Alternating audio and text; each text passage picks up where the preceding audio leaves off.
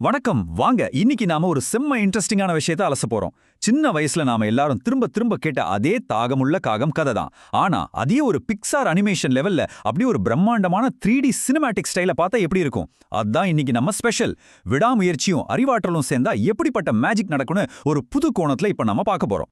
உள்ள போறதுக்கு முன்னாடி உங்ககிட்ட ஒரு கேள்வி. இந்த உலகத்துல ஒரு உயிருக்கு இருக்கக்கூடிய மிகப்பெரிய பலம் எதுன்னு நினைக்கிறீங்க?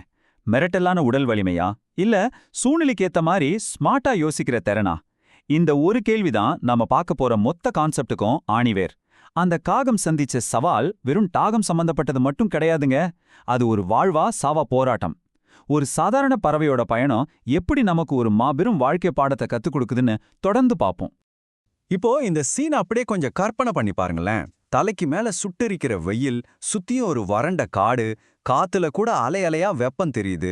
அந்த நிலைமையில ஒரு காகம் உயிர் போற தாகத்தோட ரொம்ப சோர்வா வானத்துல மெதுவா பறந்துட்டு இருக்கு. அந்த காகத்தோட தவிப்பு, அந்த வறண்ட நிலம் எல்லாமே அப்படியே ஒரு 4K குவாலிட்டியில நம்ம கண் முன்னாடி தத்ரூபமா விரியுது. இது ஏதோ சாதாரணமான ஒரு நாள் இல்ல. ஒவ்வொரு நொடியும் அது தன் உயிருக்காக போராடிட்டு இருக்கிற ஒரு களம். கரெக்டா இங்க தான் ஒரு பெரிய ட்விஸ்ட் வருது. ஒரு பக்கம் அந்த காகத்துக்கு எப்படியாவது தண்ணி குடிச்சே ஆகணுங்கிற கட்டாயம், அதாவது அதிக தேவை. ஆனா மறுபக்கம் பாத்தீங்கன்னா ஒரு சின்ன மண்பானையோட ரொம்ப ஆழத்துல, அதுக்கு எட்டாத தூரத்துல கொஞ்சம் தண்ணி இருக்கு. காகம் ரொம்ப ஆசையா அந்த பானைக்குள்ள எட்டி பாக்குது. ஆனா அதோட அழகு அந்த தண்ணிய தொடவே முடியல. யோசிச்சு பாருங்க, நாமளும் நம்ம வாழ்க்கையில இந்த மாதிரி நிறைய எட்டாக்கனி சூழ்நிலைகளை சந்திச்சிருப்போம்ல. தேவை ரொம்ப அதிகமா இருக்கும், ஆனா அதுக்கான தீர்வு ரொம்ப ஆழத்துல மாட்டிக்கிட்டு இருக்கும். சரி, தண்ணீர் எட்டலன்னதும் காகம் என்ன பண்ணுச்சு? அவ்வளவுதான் நம்ம கதை முடிஞ்சதுன்னு விட்டுட்டு பறந்துடுச்சா? இல்லவே இல்லைங்க. ஆக்சுவலா இதுதான் கதையோட ரொம்ப முக்கியமான ஒரு டேர்னிங் பாயிண்ட். பக்கத்துல இருந்த ஒரு பாறை மேல உட்காந்து அது ரொம்ப ஆழமா யோசிக்க ஆரம்பிக்குது. அமைதியா காத்து வீசுது. அந்த காகத்தோட முகத்துல ஒரு தீவிரமான சிந்தனை. அப்போ திடீர்னு ஒரு பல்ப் எரியற மாதிரி அதுக்குள்ள ஒரு சூப்பரான ஐடியா உதிக்குது. ஒரு பிரச்சனையை பார்த்து பயந்து ஓடாம தன்னோட அழிவை வச்சு அதை எப்படி ஃபேஸ் பண்றதுன்னு அந்த பறவை முடிவு பண்ற அந்த மொமெண்ட் இருக்கு பாருங்க. அது ரொம்பவே எமோஷனலான ஒரு விஷயம். இப்போ அந்த காகம் பண்றத நல்லா கவனிங்க. ஒரு பெர்ஃபெக்ட்டான இன்ஜினியர் மாதிரி அதோட மூளை வேலை செய்யுது. முதல்ல சுத்தி இருக்கிற சின்ன சின்ன கற்களை சேகரிக்குது. அப்புறம் ஒவ்வொன்னா எடுத்து பானைக்குள்ள போடுது. உள்ள ஒவ்வொரு கல் விழும்போதும் தண்ணி கொஞ்சம் கொஞ்சமா மேல வருது. இது வெறும் கற்பனை கதை இல்லைங்க. இது ஒரு பக்கா சயின்ஸ். அந்த தண்ணீர் ததும்பும் சத்தமும், நீர்மட்டம் மெதுவா உயர்ற அந்த அனிமேஷனும் பார்க்கவே அவ்வளோ சாட்டிஸ்ஃபைங்கா இருக்கு. தங்கிட்ட என்ன இல்லையோ அதை நினைச்சு ஃபீல் பண்ணாம சுத்தி இருக்கிற ரிசோர்ஸை வச்சு எப்படி ஒரு தீர்வை உருவாக்குறதுங்கிறதுக்கு இது ஒரு மிகச்சிறந்த உதாரணம். அப்பாடா, அந்த தொடர்ச்சியான முயற்சிக்கு பிறகு ஃபைனலா அந்த சக்சஸ் மொமெண்ட் வந்துருச்சு. நீர் மட்டும் பானையோட விளிம்பு வரைக்கும் வந்தாச்சு. இப்போ அந்த காகம் ரொம்ப சந்தோஷமா தண்ணீரை குடிக்குது. அப்படியே பின்னணியில பொன்னிறமா சூரிய கதிர்கள் அந்த இடத்தையே அழகா மாத்துது.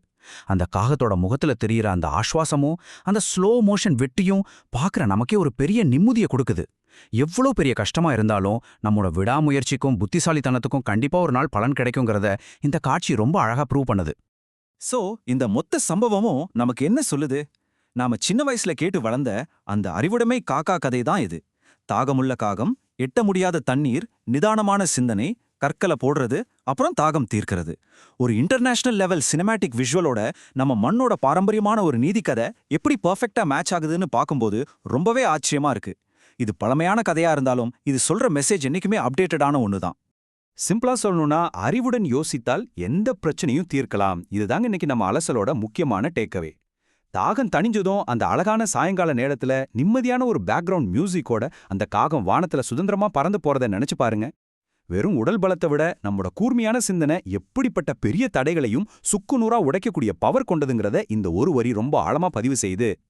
கரெக்டா இந்த இடத்துல தான் தெய்வ புலவர் திருவள்ளுவர் சொன்ன ஒரு சூப்பரான திருக்குறள் நமக்கு ஞாபகத்துக்கு வருது. அறிவுடையார் எல்லாம் உடையார், அறிவிலார் என்னுட இருப்பினும் இல். அதாவது ஒருத்தர்கிட்ட அறிவு இருந்தா அவர் இந்த உலகத்துல இருக்கிற எல்லாத்தையுமே பெற்றவருக்கு சமம். ஆனா அந்த அறிவு மட்டும் இல்லைன்னா அவர் வேற என்ன செல்வங்களை வச்சிருந்தாலும் அது வேஸ்ட் தான். அந்த சாதாரண காகத்துக்கிட்ட எந்த பெரிய ஆயுதமும் இல்ல. ஆனா அதோட அறிவு அப்படிங்கிற ஒற்றை ஆயுதம் தான் அதை மரணத்திலிருந்து காப்பாத்தி சக்சஸ் பண்ண வச்சது. வள்ளுவர் அன்னைக்கு அதை எவ்வளோ கிளியரா சொல்லியிருக்காரு பாருங்க. ஃபைனலா உங்ககிட்ட நான் விட்டுட்டு போற கேள்வி இதுதான்.